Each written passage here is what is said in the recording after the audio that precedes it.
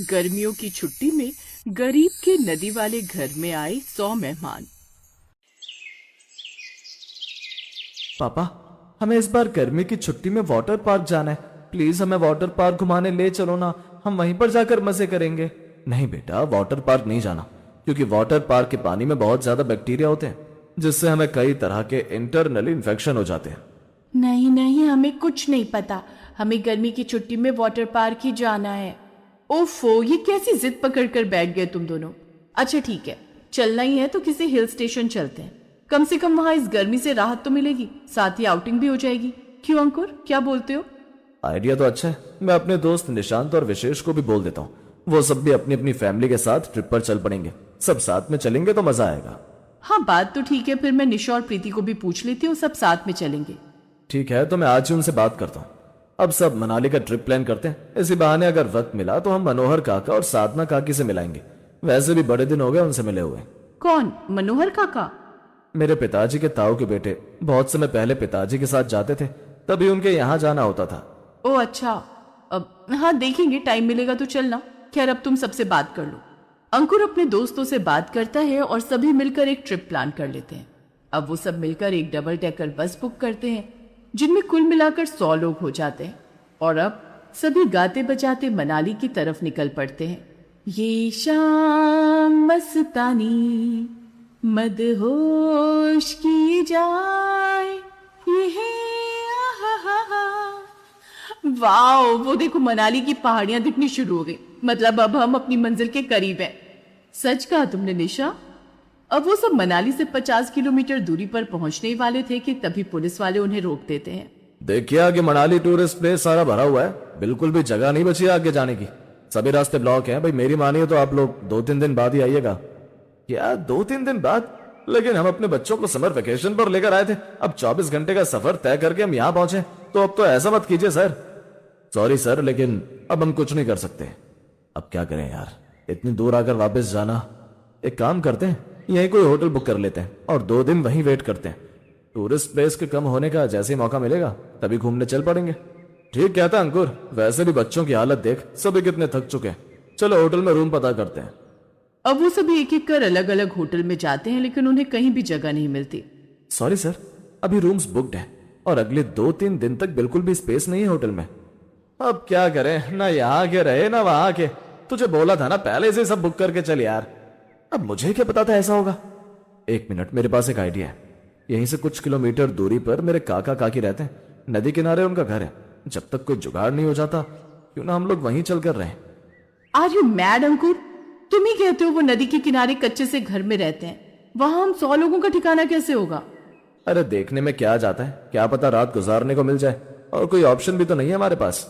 अच्छा ठीक है, लेकिन अगर मुझे वहां ठीक नहीं लगा तो सुबह होते ही हम वहां से निकल जाएंगे। अब अंकुर को थोड़ा बहुत रास्ता याद था। वो ड्राइवर से कहकर बस को उस नदी किनारे वाले घर के पास ले जाता है, जहां मनोहर काका नदी किनारे बैठकर हुक्का पी रहे थे और उनका बेटा श्याम आंगन में खाट पर लेटा था और काकी साधना और बहू रजनी वहां बैठकर मटर छिल रही थी। तभी अंकुर ने जाकर काका के पांव छुए। प्रणाम काका, कैसे हैं आप? पहचाना मुझे? अंकुर बिटवा, ये तू है का? सही पहचाना काका, मानना पड़ेगा। इस उम्र में भी क्या कमाल की याददाश्त है आपकी। इस उम्र में भी मतलब? अरे अभी तो मैं जवान हूं। अचानक यूं कैसे आना हुआ? फिर अंकुर उन्हें सारी बात बताता है। अच्छा है, इसी बहाने कम से कम तुम लोग यहाँ तो आए। लेकिन हाँ, अकेले नहीं आए हम, टोटल 100 लोग आए हैं। और इतने लोग रहेंगे कहाँ, ये घर तो बहुत छोटा है। भाभी जी, दिल में जगह बड़ी होनी चाहिए। रहने वाले तो कहीं भी एडजस्ट कर ही लेते हैं। आप सब चिंता मत करिए, सब इंतजाम हो जाएगा। फिर श्याम की पत्नी रजनी बाहर नदी के किनारे ठंडी ठंडी रेत के पास चादर और बिछोना बिछा देती है।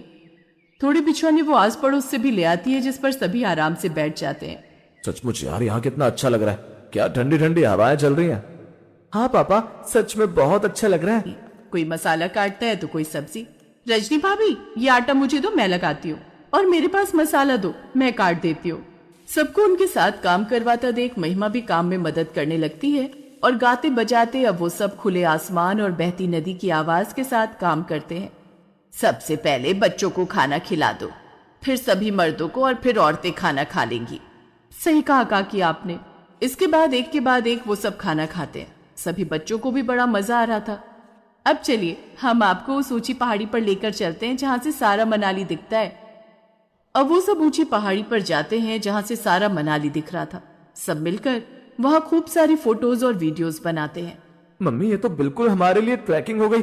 यहाँ आकर हमने वाटर पार्क और ट्रैकिंग के मजे भी ले लिए। कितना मजा आ रहा है यहाँ। इसके बाद वो सब वापस से नीचे आ जाते हैं। अब मनाली का रूट खुल चुका था, इसलिए सब वापस जाने लगते हैं। तभी रजनी और साधना की बातें महिमा सुन लेती है। अच्छा हुआ जो हमें 2 दिन पहले ही सरकार से राशन मिल गया था, नहीं तो इन मेहमानों को क्या खिलाते। लेकिन माँ जी वो सब तो खत्म भी हो गया, अब हम आगे का गुजारा कैसे चलेगा। ये सुनकर महिमा को मन ही मन बड़ा पछतावा होता है। ये कितने अच्छे लोग हैं जो अपना सारा राशन इन्होंने हमें खिला दिया। अब वो अंकुर से सारी बात बताती है, जिसके बाद वो सभी लोग 2-2 हजार उन्हें अपनी तरफ से देते हैं, जिससे उनके पास लाख रुपए जमा हो जाता है। ये देख वो बहुत खुश होते हैं। सच कहूं काका काकी, इतना अच्छा हमें होटल में भी नहीं लगता जितना यहाँ आकर लगा। इसे हमारी तरफ से गिफ्ट समझ कर रख लीजिएगा। अब वो सब वापस लौट जाते हैं, लेकिन उस नदी किनारे वाली मेहमान नवाजी उन सब के दिल में हमेशा रहेगी। ये सच है कि घर संपत्ति से नहीं बल्कि स्नेह से बनते हैं।